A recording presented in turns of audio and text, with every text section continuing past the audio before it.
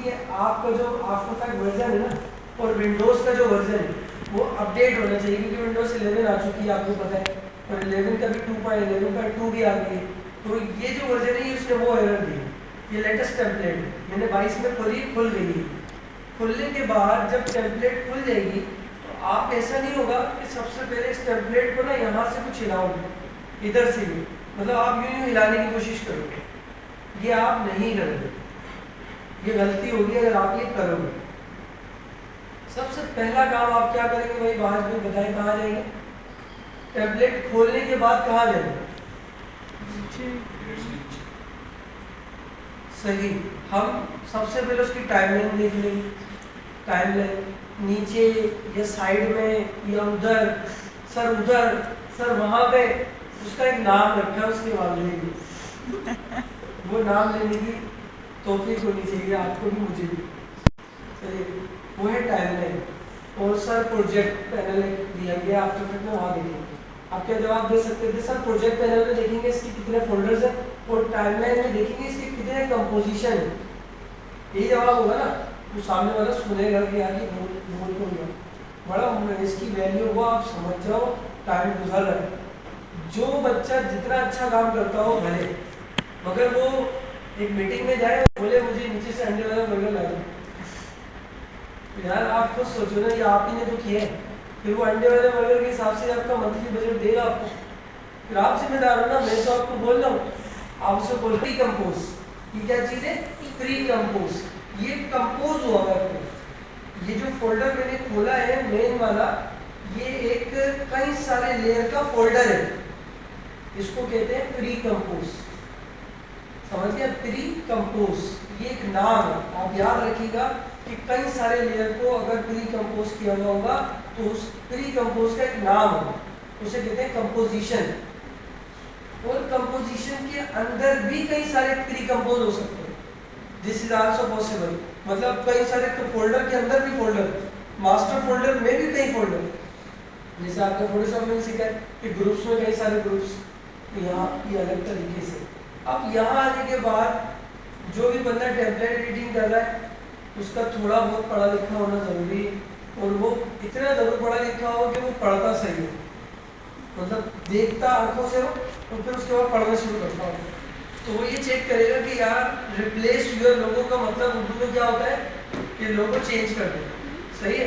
आपने ये देखा यहाँ पर देखें, और इसमें ना टेम्पलेट खोलने के बाद अननेसेसरी क्लिक नहीं करना, कभी कभार गलती से हो जाता है, ये देखें मैंने ये ऑफ किया तो मुझे दिख गया कि ये इसका लेयर है और शेडो इसका अलग है, तो मैंने दो लेयर्स यहाँ पर आ रहे हैं, देखिए ये रहा, एक ये लेयर है और एक ये लेयर, अगर मैं एक को हिला दूं और शेडो को ना हिलाऊं तो सिर्फ ऊपर वाला ही हिलेगा ना, ये सब आपको पता है, लेकिन जब आपसे गड़बड़ हो जाएगी और एक हिला होगा दूसरा नहीं हिला होगा तो आप चेक नहीं करोगे, यार सर से पूछ लेंगे।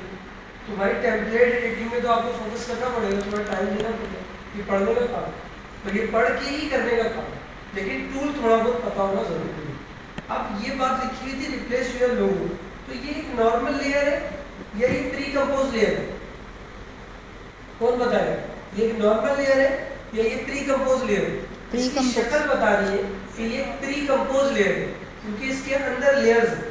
कैसे पता चलेगा, डबल क्लिक करके, बाहर तो उसकी शक्ल दिख ही रही है आपको, ये प्री कंपोज हुआ है, आपने इस पर डबल क्लिक करा तो उस प्री कंपोज वाले लेयर के अंदर आ गया, जैसे ही अंदर आए तो अब यहाँ पे एक सवाल पैदा होता है, मैंने आपको शुरू में ही एक बात सिखाई कि पेज का जो साइज है वो चेंज हो सकता है, तो ऐसा थोड़ी है, वो मैंने आपको सिर्फ पेज के लिए कहा, टेम्पलेट में भी रूल है, आप टेम्पलेट में इसका टेम्पलेट में साइज चेंज कर सकते हैं। अगर आप इसका चेक करना चाहते हैं तो आप कंपोजिशन में जाएंगे और कंपोजिशन सेटिंग में आएंगे और यहाँ से इसको चेक करेंगे, इसके अंदर इसी का शायद एक मिनट, बल्कि ये पूरा आ रहा है मास्टर, और उसके बाद इसके अंदर इन्होंने मास्क करके ये रिवर्स किया हुआ, सिर्फ इतना सा। हमने अगर इसके ऊपर एक चीज़ दिखाता हूँ मैं आपको कि इन्होंने ये मुश्किल तरीके से रखा हुआ है, लोगों उन लोगों के लिए मुश्किल कर दिया है जो नए यूज़र हैं आफ्टर इफेक्ट में, वो ये सोचेंगे ये क्यों आ रहा है, ये इतना बड़ा, ये मास्किंग है ना, ये इन्होंने रिवर्स मास्किंग की है, रिवर्स F7 दबाने पर कुछ फीचर्स हैं यहाँ पर, तो उसमें दिखते हैं F4 दबाओ, F4 से देखें फर्क पड़ रहा है टाइमलाइन में, ये चीज़ ये हाइड हो जाती है ऑफ हो जाती है। तो बेसिकली मुझे तो ये लेयर चाहिए ही नहीं, ये AI फाइल है। कौन सी फाइल है ये? AI कौन सा सॉफ्टवेयर फाइल बनाता है भाई? सारे AI कौन सा सॉफ्टवेयर फाइल बनाता है? इलस्ट्रेटर बनाता है। अब इस फाइल को मैंने ऑफ किया, मैंने ऑफ करने के बाद ज़्यादा इसमें कुछ नहीं किया। अगर मैं ये हटाना भी चाहूँ तो हटा सकता हूँ, चेक कर सकते हो, लेकिन अंदाजे के लिए उन्होंने दिया हुआ है और ये विजिबल नहीं है, इसी के अंदर रहते हो। अब मैं यहाँ अपना डेटा लाऊँ, अपना डेटा मेरा कोई भी हो सकता है, प्रोजेक्ट पैनल में इस जगह पे लाने से मिल जाएगा। डबल क्लिक करी हमने इंपोर्ट में और अपनी लोकेशन पे जहाँ कुछ डेटा हमने रखा हुआ है, जैसे कि मैंने ये ले लिया MCD कोर्स PNG, ये ली और ये फाइल यहाँ लेकर आए। अब लाने के बाद मैंने कहा था इस ऑब्जेक्ट को छोटा करने के लिए आपको एडोब आफ्टर इफेक्ट में कुछ फीचर्स दिए गए हैं, जैसे कि स्केल के लिए ऐसे, लेकिन एस दबाऊंगा स्केल खुल जाएगा, S for scale, R for rotate, T for opacity, सही है ना, और P फॉर पोजीशन। ये शॉर्टकट्स हैं टाइमलाइन।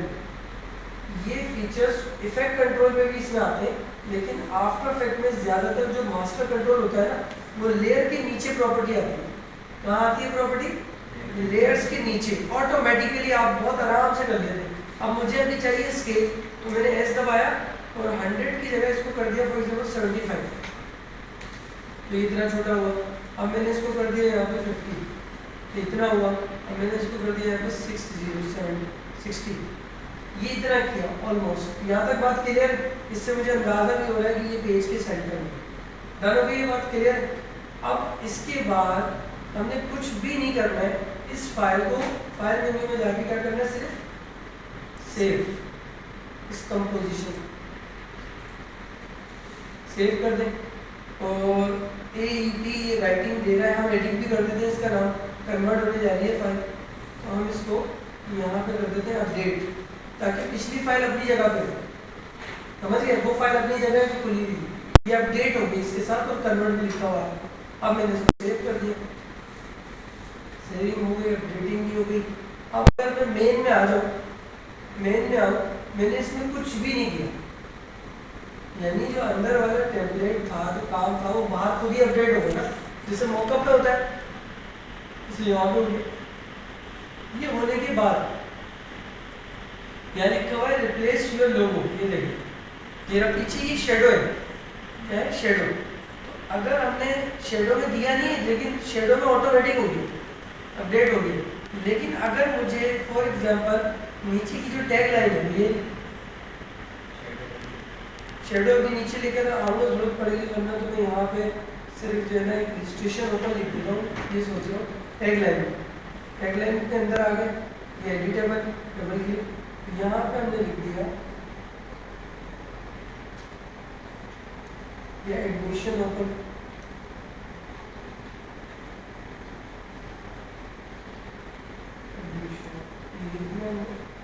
और इसके बाद हम वापस पीछे आ गए मेन।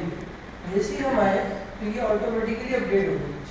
अब इसमें जो जो प्रॉपर्टीज़ हैं वो ऑटोमेटिकली इसमें इंटीग्रेट होंगी हर जगह। और ये टोटल कितने सेकंड है? 12।